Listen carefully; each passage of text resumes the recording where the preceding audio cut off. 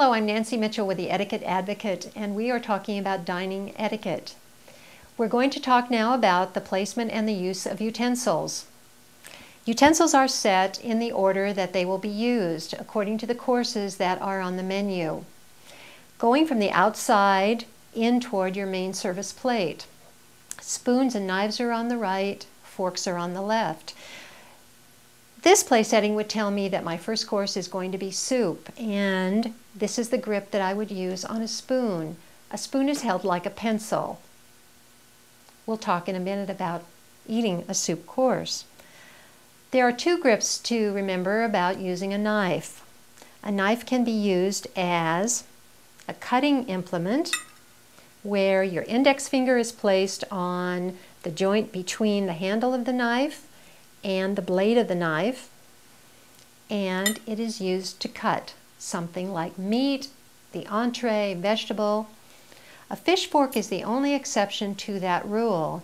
If there is a fish knife in your place setting, that knife is held like a pencil. That grip is to ensure that you'll be able to remove bones, skin, whatever is part of your fish course. There are two styles of dining. There is the American style of dining and the European style of dining. The United States is probably the only culture in the world where we switch our fork and knife after we've made a cut and we're trying to eat the food that we've cut.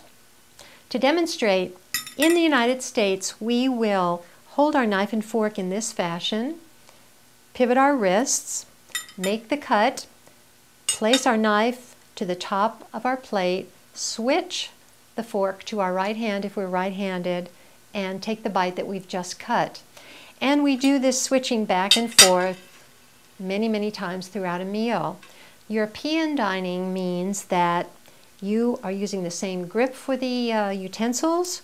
You've made the one cut at a time, but you leave the knife in your right hand, you pivot your left hand, the food comes to your mouth. Your wrists are resting on the edge of the table. You do not need to put your knife and fork down between bites. The only time you do put them down is when you are going to take a drink of a beverage or you're going to have a bite of your bread. Let's talk for a minute about something called the silent service code.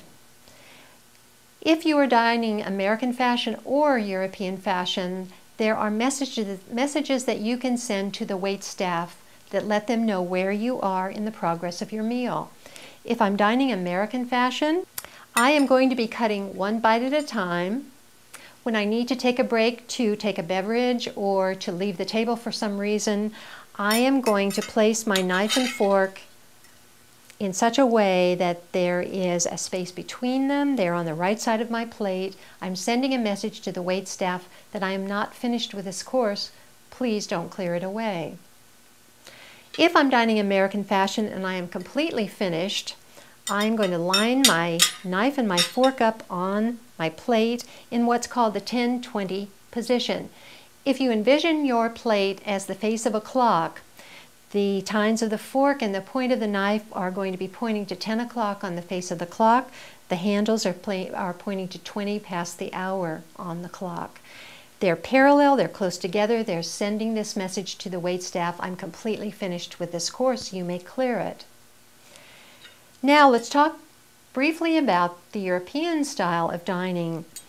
Again, the grip on the silverware is the same. But the difference is I am not going to be putting my knife down and switching my fork back to my right hand between each and every bite. I'm going to be making that cut. I'm going to be pivoting my left hand to bring that bite to my mouth.